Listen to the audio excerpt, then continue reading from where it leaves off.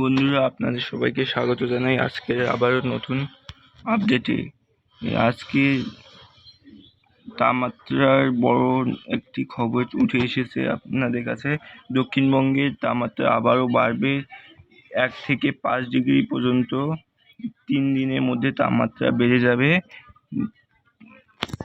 15 তারিখ আজকে তাপমাত্রা প্রায় 35, 36, 38-এর কাছাকাছি থাকবে। কালকে থেকে তাপমাত্রা বৃদ্ধি পাবে। কালকে প্রায় 40 ডিগ্রি ধানবাদে ছুঁয়ে যাবে, কলকাতায় 36 ডিগ্রি, রাজশাহী 37 ডিগ্রি, এদিকে মালদায় উত্তরবঙ্গে তাপমাত্রা প্রায় 36-35 ডিগ্রি কাছাকাছি থাকবে। 17 তারিখে তাপমাত্রা আবারও বৃদ্ধি পাবে, 43 ডিগ্রি চলে আসবে। ধানবাদে 43 ডিগ্রি, কলকাতায় 36 ডিগ্রি, রাজশাহী 40 ডিগ্রি এবং উত্তরবঙ্গে মালদায় 42 ডিগ্রি, এদিকে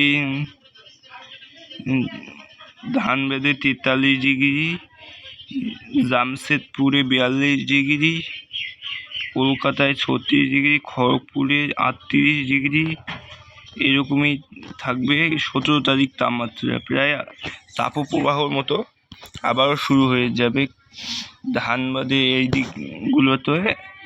ধানবাদ, রাজশাহী, মালদা এই এলাকা জুড়ে আবারও তাপপ্রবাহ শুরু হয়ে যাবে। প্রচণ্ড গরম অবস্থা হতে পারে এই সময়ে।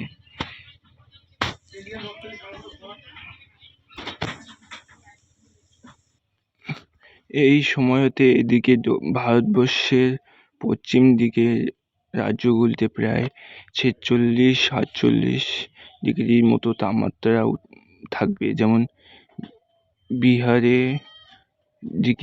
বিহারের দিকেও থাকবে প্রচণ্ড তাপমাত্রা।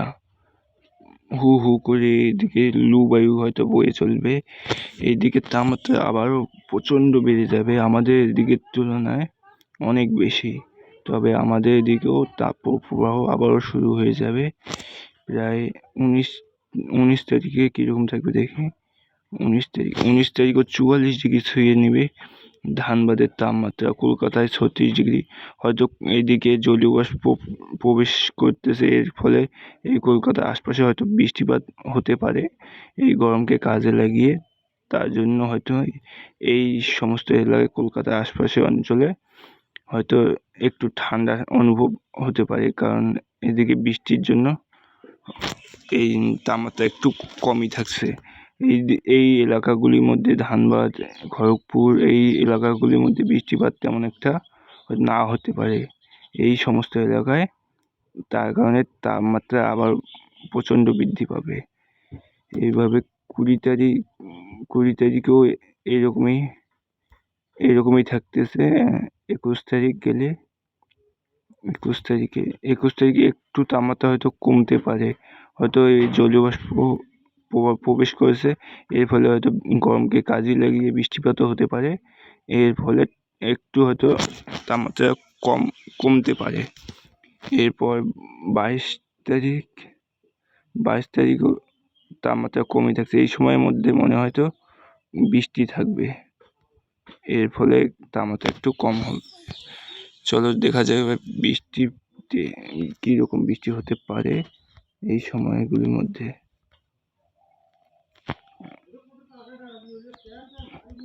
আজকে দেখি কোথাও বৃষ্টি হবে কি না। আজকে এখন তো কোনো বৃষ্টি নেই। বিকেলের দিকে হয়তো উত্তরবঙ্গে আশপাশের এলাকায় কোথাও আলিপুরদুয়ার, কোচবিহার, জলপাইগুড়ি, এর উপরের 5টি জেলার মধ্যে কোথাও হালকা মাঝারি বিক্ষিপ্ত বৃষ্টি হতেও পারে আজকে বিকেল থেকে সন্ধ্যের দিকে। রাতের দিকে থাকতেছে না। উত্তরবঙ্গের আশপাশে কালকেও 16 তারিখেও বৃষ্টি থাকতে পারে, হালকা মাঝারি বিক্ষিপ্ত টাইপের। এগুলো সব জায়গায় সমানভাবে হবে না, হয়তো এদিক ওদিক করে বৃষ্টিপাত হবে। দক্ষিণবঙ্গে কিন্তু এই সময়তে কোনো রকমের বৃষ্টি থাকতেছে না। এইদিকে উড়িষ্যা লাগোয়া অঞ্চলে কিছু এলাকায় অল্প হালকা বিক্ষিপ্ত হয়তো বৃষ্টি হতে পারে মেঘ উঠলে। 17 তারিখ 18 তারিখে এদিকে আসামের দিকে একটু বৃষ্টিপাত থাকবে। এখন এদিকে জলীয় বাষ্প প্রবেশ হচ্ছে, তো তাই 18 তারিখ থেকে 19 তারিখে আবার উত্তরবঙ্গে হালকা ও মাঝারি ভারী বৃষ্টিপাতও হতে পারে। উপরে 5টি জেলায়, যেমন আলিপুরদুয়ার, কোচবিহার, জলপাইগুড়ি, দার্জিলিং, এই জেলাগুলির মধ্যে কোথাও কোথাও মাঝারি ভারী বৃষ্টিপাত হতেও পারে। এদিকে আসাম, মেঘালয়ে বৃষ্টিপাত থাকবে মাঝারি ভারী টাইপের 19 তারিখের দিকে। এই সময়তে দক্ষিণবঙ্গে একদম ফাঁকা, কোনো রকমের বৃষ্টিপাতের চান্স নেই। এদিক দিয়ে জলীয় বাষ্প প্রবেশ হবে দক্ষিণবঙ্গ উপর দিয়ে, তবে বৃষ্টিপাত থাকবে না, আর্দ্রতা হয়তো থাকবে একটু। এদিকে কিন্তু বাংলাদেশের উত্তর ভাগেও বৃষ্টিপাত হবে। রাজশাহীতে, এই এলাকার উত্তর ভাগগুলি, বাংলাদেশের উত্তর ভাগগুলি, সিলেট, ময়মনসিংহ, কালাই, এই সমস্ত এলাকায় বাংলাদেশের বৃষ্টি হতে পারে।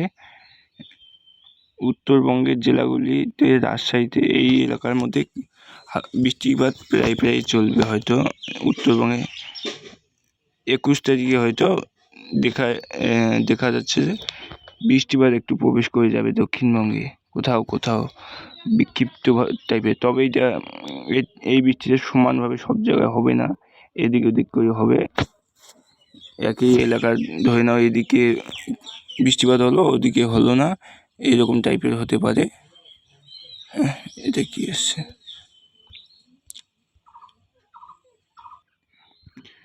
এই সমস্ত ব্যাপারগুলি থাকতেছে 22 তারিখের পরে।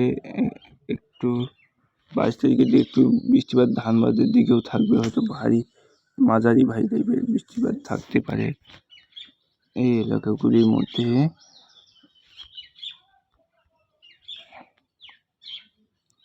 বিকালের দিকে মানে গরমকে কাজে লাগিয়ে এই সমস্ত বৃষ্টি হবে, তো তাই সন্ধ্যে থেকে রাত্রের দিকে এই বৃষ্টিগুলি চান্স বেশি থাকতেছে।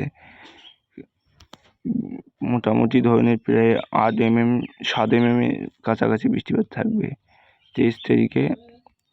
24 তারিখে বৃষ্টিপাত তেমন একটা থাকতেছে না, তবে এইদিকে যে ঘূর্ণিঝড়ের ব্যাপারটা ছিল সেটি কী অবস্থা আছে দেখি। এটি হয়তো ECMW মডেলে দেখাচ্ছে, এটা একটা ঘূর্ণাবর্ত তৈরি হবে, আর এই ঘূর্ণাবর্ত প্রায় মায়ানমারে প্রবেশ করে যাবে। এটিতে হয়তো ঘূর্ণিঝড় হবে না, এটি পরে হয়তো আবারও সিস্টেমে আসতে পারে। আজকে ভিডিও এই সমস্ত ব্যাপারে পরে জানাবো আপনাদের। আজকে ভিডিও এখানেই শেষ করলাম, পরের ভিডিওয়ে দেখা হবে।